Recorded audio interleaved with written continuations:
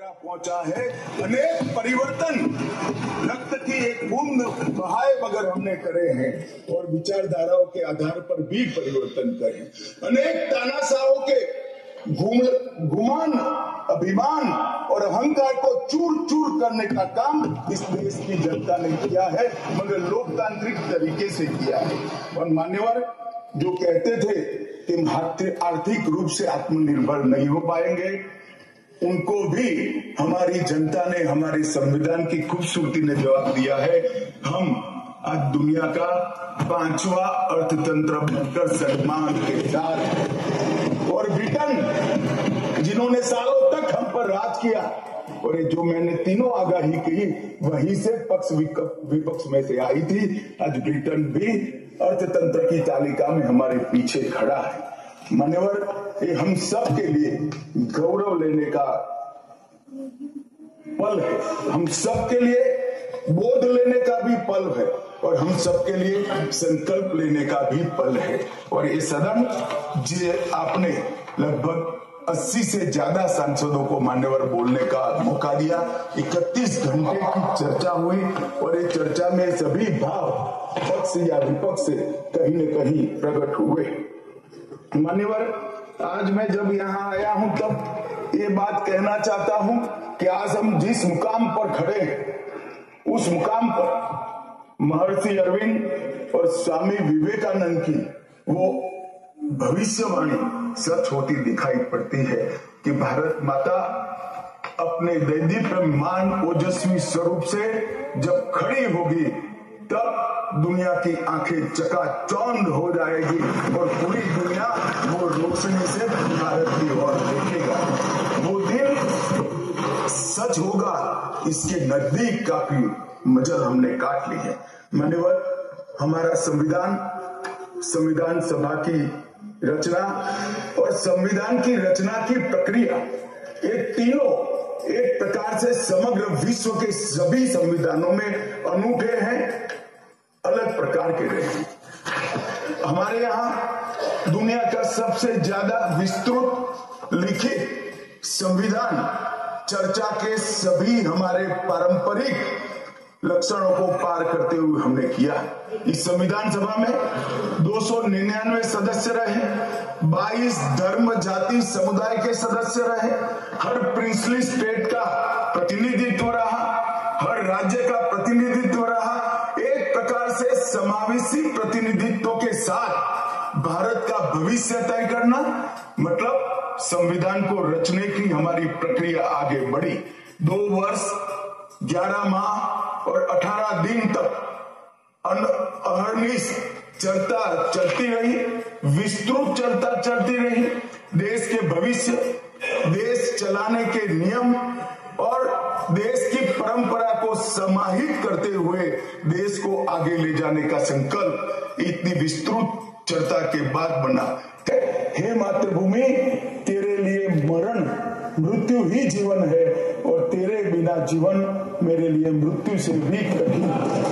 ये देशभक्ति के वाक्य जिस व्यक्ति के मुंह से निकले, इसके लिए इस प्रकार की सदन में चर्चा करते हैं, सार्वजनिक रूप से बोलते हैं और गर्व महसूस करते हैं। क्या देशभक्ति कोई विचारधारा के साथ जुड़ी हो सकती है? देश के प्रति बलिदान किसी धर्म के साथ जुड़ा हुआ हो सकता है? किस प्रकार के स्तर पर हम देश के सार्वजनिक जीवन को ले गए मानव, और हमारी तो न माने, हमारी न सुने। सुनिए, आप हमारी न माने, हमारी न सुने, हमको न स्वीकारे, मगर मैं इंदिरा जी के 2 वाक्य कोट करना चाहता हूं। एक, उन्होंने 1966 में सावरकर जी के निधन पर कहा, सावरकर एक महान व्यक्ति थे, उनका नाम साहस और देशभक्ति का पर्याय है। एक महान क्रांतिकारी जिन्होंने अनगिनत लोगों से को प्रेरणा देने का काम किया, इंदिरा गांधी तत्कालीन प्रधानमंत्री। दूसरा, श्री बाखले को पत्र लिखा था कि आपका पत्र मुझे मिला, वीर सावरकर द्वारा ब्रिटिश सरकार के प्रति साहसी प्रतिरोध का हमारे स्वतंत्रता संग्राम के इतिहास में अपना एक महत्वपूर्ण स्थान है। मैं भारत के इस असाधारण पुत्र की जन्म शताब्दी के लिए कोटि कोटि शुभकामनाएं देती हूँ प्रधानमंत्री। भाई हमारा तो न सुनो, मगर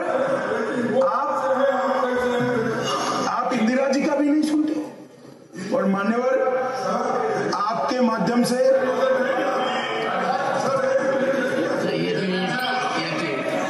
ना सब बीच में नहीं जगह होती। मान्यवर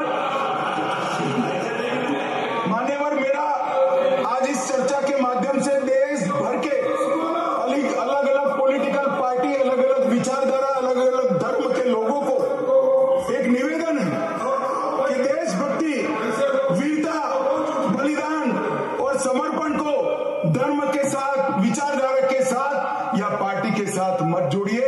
जो वीर होता है वो वीर होता है, कोई भी पार्टी में जो होता है। जो देशभक्त होता है वो देशभक्त होता है, कोई भी विचारधारा का होता है। और जो बलिदान देता है वो बलिदान ही देता है, किसी भी धर्म के अंदर जन्म लिया। मान्यवर, ये बहुत नीचा विचार है, एक स्तर से नीचा विचार। और मैं चाहता हूं कि आज की चर्चा से देश की जनता इस प्रकार की चीजों का जवाब मांगना शुरू करे। मान्यवर, कांग्रेस पार्टी ने, हमारे संविधान ने 3 चीजों को, हर आर्टिकल का हार्द निकालेंगे तो कहीं ना कहीं इसे और लाए। 3 चीजों को हमारे संविधान ने नहीं स्वीकारा, क्योंकि हम लोकतंत्र में हैं। परिवारवाद नहीं होना चाहिए, पंथ निरपेक्ष राष्ट्र है इसलिए तुष्टीकरण नहीं होना चाहिए, और जन कल्याणकारी राज्य है इसलिए भ्रष्टाचार नहीं होना चाहिए। मुझे कई बार लगता है कि कांग्रेस पार्टी क्यों संविधान का सम्मान नहीं करती है। और जब ये 3 शब्द मैंने पढ़े तो मुझे मालूम पड़ा कि अगर वो संविधान की भावनाओं का संविधान करेंगे, सम्मान करेंगे, तो तुष्टीकरण, परिवारवाद और भ्रष्टाचार तीनों को छोड़ना पड़ेगा। इसके बगैर उनका अस्तित्व ही नहीं। परंतु एक व्यक्ति गरीब के घर से जन्म लेकर आता है, चाय बेचने वाला बेटा, जिसकी सास पुश्तों में न आगे कोई राजनीति में है न कोई पीछे है, एक गरीब है मान्यवर, और तुष्टीकरण को नहीं मानता है।